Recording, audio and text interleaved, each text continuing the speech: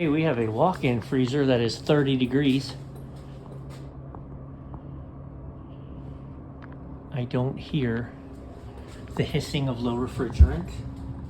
I don't hear the hissing of a short cycling. We're not frozen.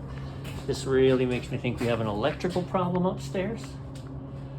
This kind of thing is terrible. Look at this. Really? Why? Is our scupper plugged up?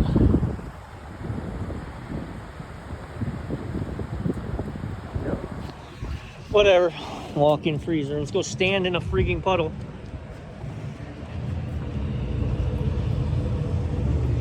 So indeed we are not running. Oh, this ain't gonna fly, man. My shoes are literally gonna be soaking wet.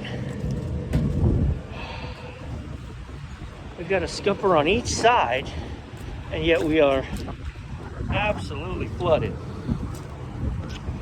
All right, well, let's see what we can do. All right, I don't have a clue. All right, let's start with low pressure control.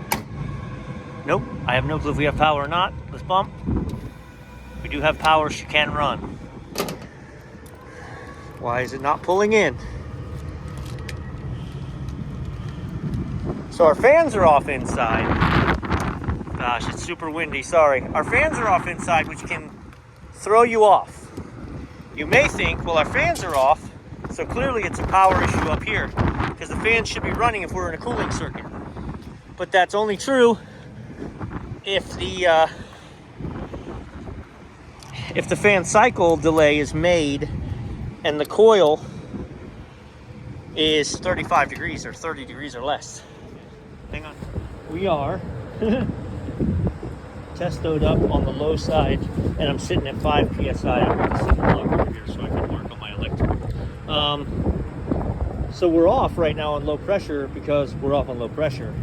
I think our solenoid's closed, so our thermostat may just have given up outside or inside. So let's go back downstairs and see. We throw a magnet on it. If she wakes up. Our thermostat went bad. Hell no, it's clicking there at 40, which is about what it is. Is that what we're at? 10, 0, negative 10. Let me pull that cover off. Not what I expected. Look at this. So to ground, we got 120, right? So I'm just showing you that we do have voltage there. So when we measure across, I have 0. That means it's closed. That means the thermostat's working. So that means my solenoid is not energizing or my valve is not opening. So I don't like doing all this with it hot, but you know, is what it is, ain't it? Those screws are still in there. So what we're gonna do is we're gonna turn this way up. So that is not energized. So this coil pulls right off.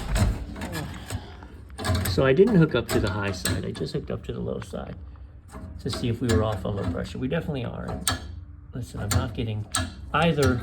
This valve can't open up,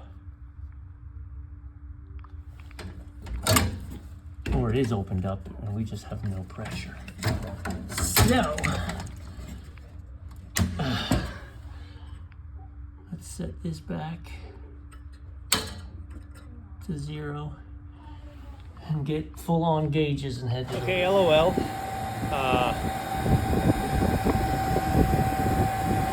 Turn the unit back on.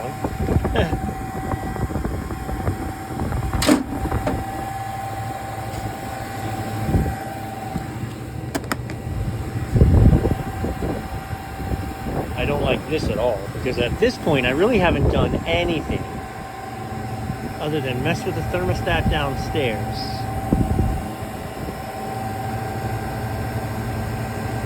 And I mean, we're definitely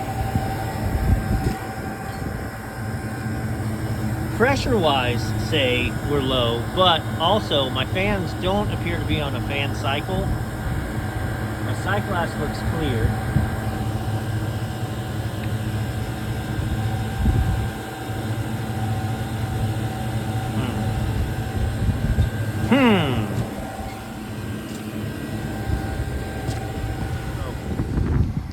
Listen, I will always acknowledge when I'm off and running, and I'm off and running right now. The cooler is here, and the freezer is here, downstairs. Look at the size of these line sets, though.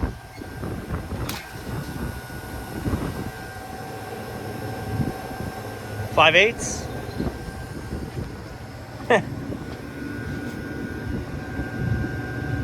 7/8 or 1 inch.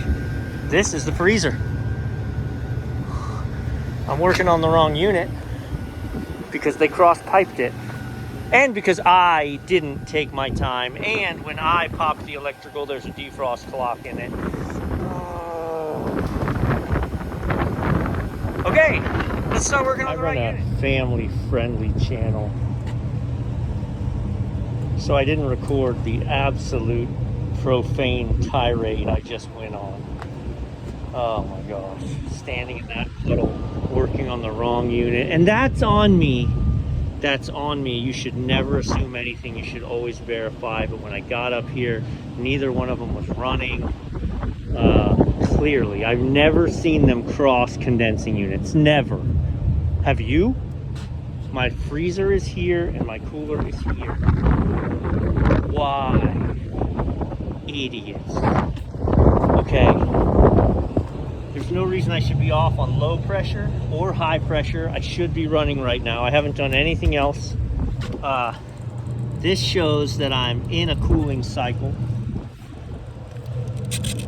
Right, let's throw it into a defrost.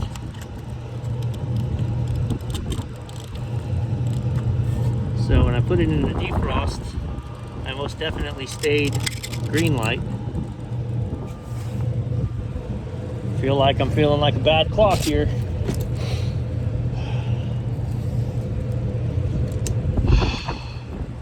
Ooh, no, baby. Here we go again. She won't push in. Guarantee you I got 240 volts at those contactors. Why do we have all this danger? Stranger danger hanging. She won't go into a defrost because the X terminal. Let me show you. Show you something. The X terminal is managed by the defrost termination. If the coil downstairs, I could just flip this on, but I'm not going to be a bad example. And they're getting the I'm bleeding surcharge again. Okay. Let's cap this just so there's no opportunity for mishap. Okay. We're going to put it in a cooling, we're going to turn it back on. Now you saw when I put it in to a defrost it wouldn't go, right? So let's see. Do you see now that it'll go? It won't go in, and so let's pretend we walk up and everything was just like it was, and I go to advance it and it won't go in a defrost, and I go, oh, bad defrost clock, let's change it. It's not a bad defrost clock, look. My coil is above 40 degrees, so my defrost termination is not allowing for a defrost. Okay, I just powered it on and I tested my coil voltage and I had 212, which I can't really show you. I can show you. What I'll do is I'll pull these off and I'll do it. But let me run downstairs. We just need a new contactor. Contactor's seized up. All I've done is taken my coil wires, put them on a new contactor. Hey, pulled in. Ay, ay, ay.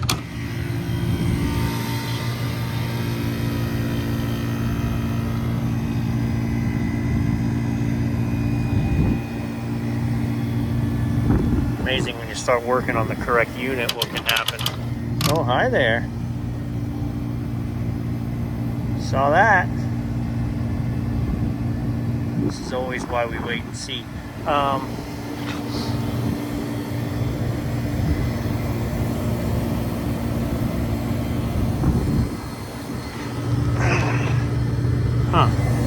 What interests me here is have motion. There we go.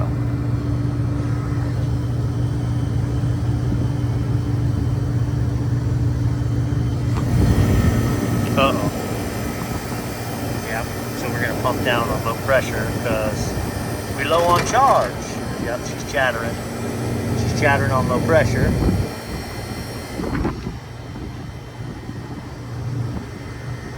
But also, we really need a fan cycle. I'm trying to look at what we got here.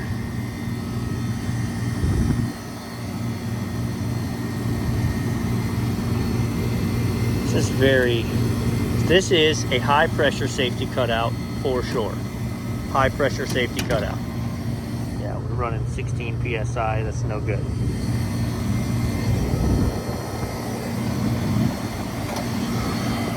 I am very curious. So here in low ambient conditions, right? It's 40 degrees out here this morning. I don't need these fans. I'm running 145 head pressure.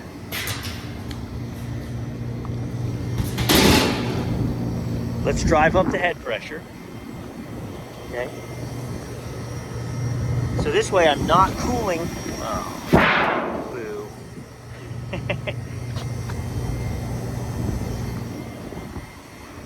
We're definitely going to install a fan cycle control here. Because what may have happened also is as this thing got low on charge, she chattered on and off, on and off, on and off, on and off, and that's what killed the contactor.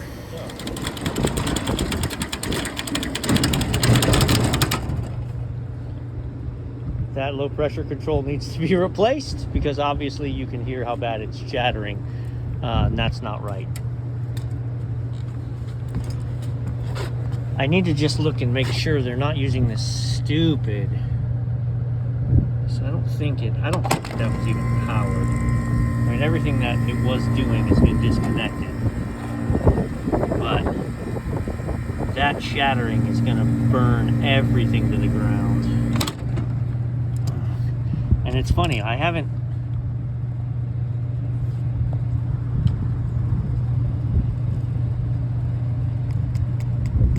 Did I replace this? Look. I gotta look back at my stuff. Did I just replace this contactor? And it's tapped out.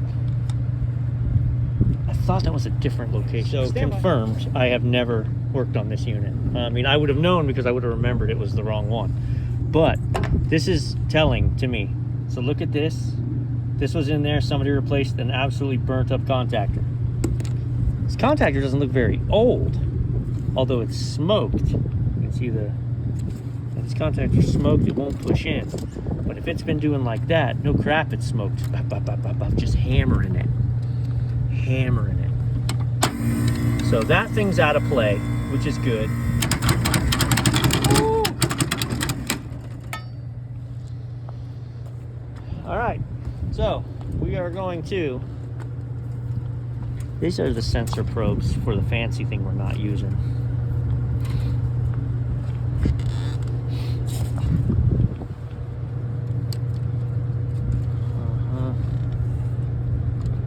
That's my low pressure control. And that is a 1032. So at 10 PSI, it should pump down. Then go back on at 32.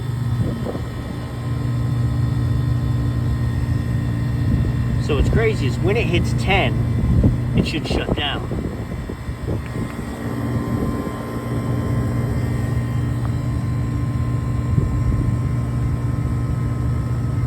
But then once it shuts down, it should not try to open again or to close again until it gets to 32. So I'm definitely replacing this low pressure control. Definitely. I am also definitely putting in fan cycle over there. Explain how I just did this. I've got my fan cycle. I put some nylog on it. I really torqued it down. She's good to go. I'm going to run those wires with all the other wires and into the electrical side. These fans are wired like this. right? So they're 240 volt fans. And we had, oh, look at that. I gotta tape that.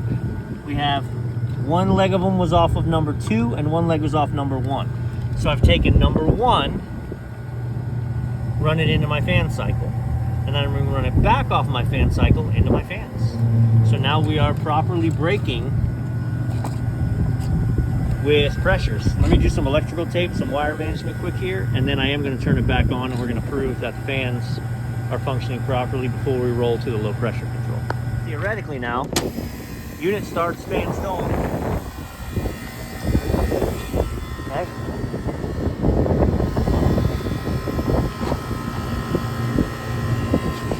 This is just blowing backwards from the wind. I know you're like, don't stick your fingers in there. So my fan cycle is a 170, 225. So that means it's gonna drive the head pressure up to 225 before those fans come on. I may not even be able to achieve 225 for a little bit if I don't have proper charge.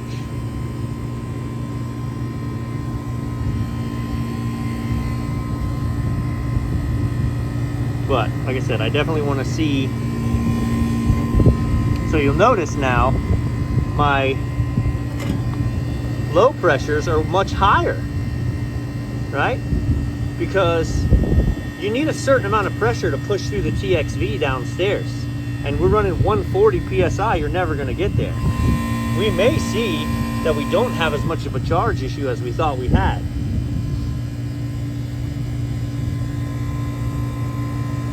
That's weird, I keep swearing I see, oh I do, I see steam coming off of the coil from the other side. So I'm pretty sure she's about to crank up here. Bam. There you go.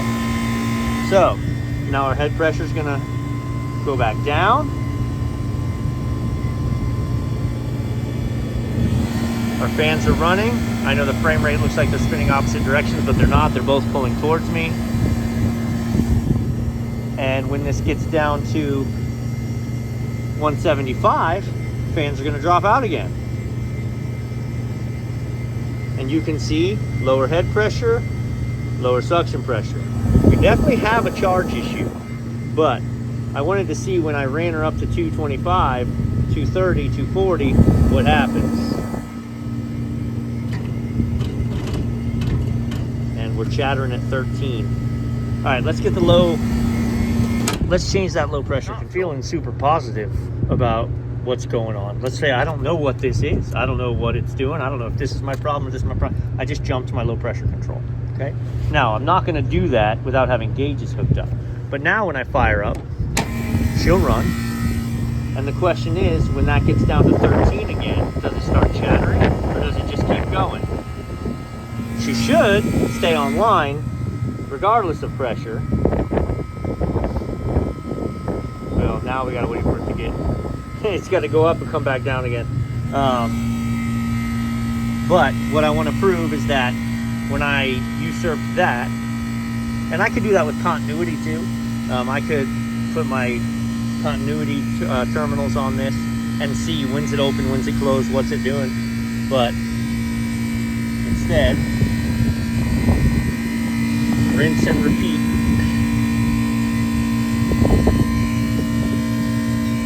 I'm gonna put soap bubbles on that just so we can prove it's not leaking. Okay, so.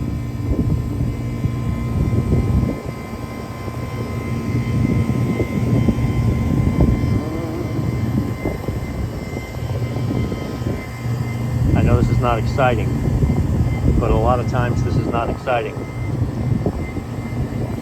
Why all this? I could change the contactor, I could gas it up, and I could call it a day. But the reality is I've never touched this before. Now I have, now I own it. So if this thing breaks down again later this week, next month, you know, am I gonna stand behind my contactor replacement? When it burns out my contactor, I'm kind of on the hook for that. Well, I wanna find out why it burnt out my contactor, if there's a real reason. So I'm gonna let this eat for a minute. I know it's this. And so to be honest, I'm gonna hot swap this. So I want it running.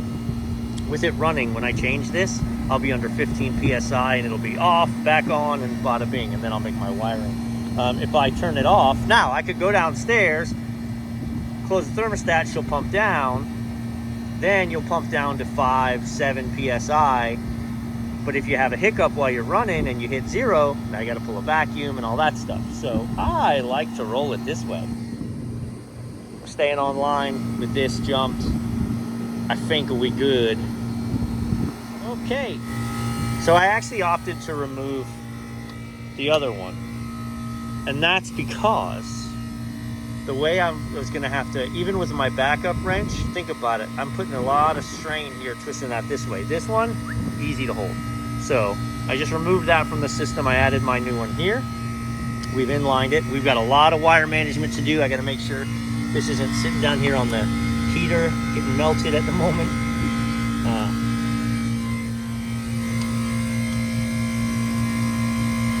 Okay. Again, we put nylog on everything and made our swaps. I'm gonna leave this running right now. I'm gonna run downstairs. I'm gonna bring up my refrigerant. I'm gonna weigh my refrigerant bottle. I'm gonna bring it up.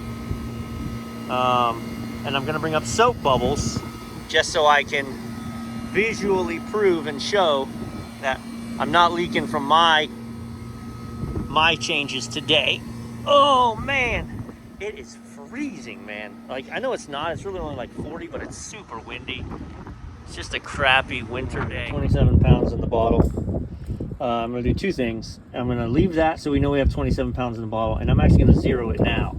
And so the cool part with that is I won't have to do the math. When I come back, I can set it on, it'll show me how much. All right, we have chattered no more.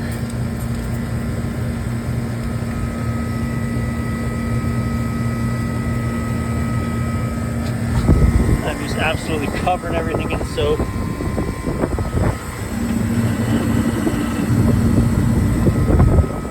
Sweet. I'm gonna go ahead and clear a spot here. We're gonna check. I don't see, right? We've been talking about this more and more as I have a bunch of new locations. My thing with refrigerant charge, I'm not willing to just keep showing up every few months and gassing something up and pretending that's okay. But, so in this case, my assumption is that we have a leak because we're short on refrigerant, maybe. Or maybe we just didn't have a winter charge. I don't know, I've never touched the unit. So I'm gonna do a basic leak check, right? I'm gonna look for signs of leaks. I'm gonna get the sniffer, I'll go in the evaporator, I'll sniff it out. If I don't see any reason to think we're leaking, I'm gonna gas it up and that's it. Now, if in 4 months I have to gas it up again, then I stand behind not brutalizing them for the cost of all the gas. And now we know, okay, we've got a leak, we've got to find it, period.com. We don't give up till we know what's going on. But again, when you're starting with a unit you don't know. All right, so now I'm clearing the sight glass. I'm working on my wire management. Boom, boom, we're gonna get this tight. We're gonna get rid of this electrical tape and use zip ties.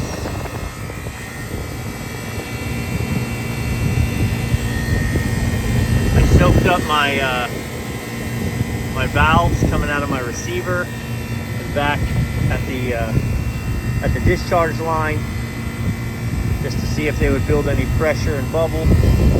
Good, we're about here. I don't think it was much short.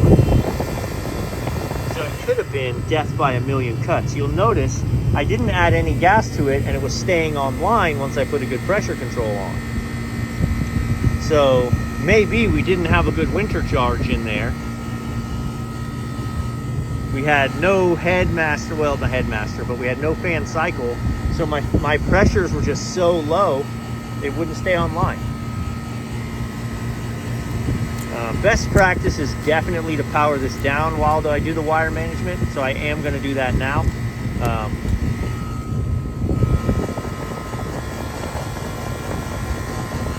little more.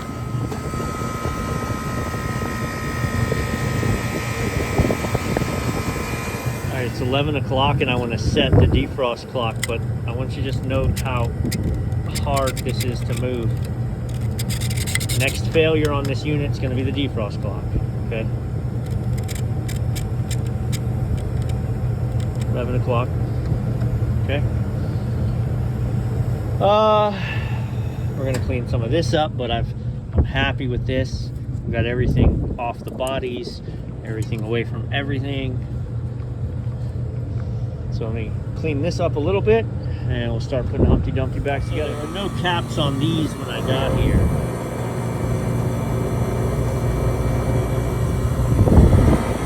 But that's not a big deal.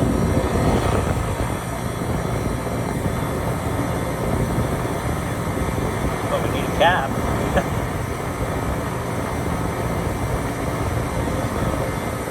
That can be your leak right there. I'm not the guy, I hate just laying the straighter valve, right? But when I got here, there weren't caps on this. So as I've unhooked, the perfect thing would have been to spray it a little bit before I hooked up, but either way. Metal caps, always on the high side. There's plastic caps, right? But plastic caps with the rubber O-rings are okay. Low sides. I like metal caps on the high sides always, just because. Oh, thank you. I feel like a lizard in the sun.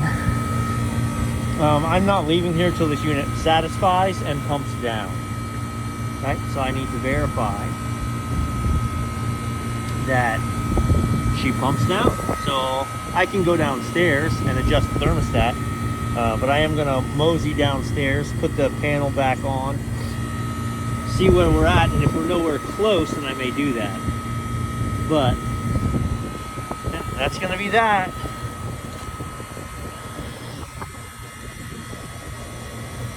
This was a good one. That guy. Shame on you, installer. I hope you see this. Shame on you. Well, that's fun, ain't it? 5 degrees. Oh my god, it's always something, ain't it? Gotta love ECM fan motors.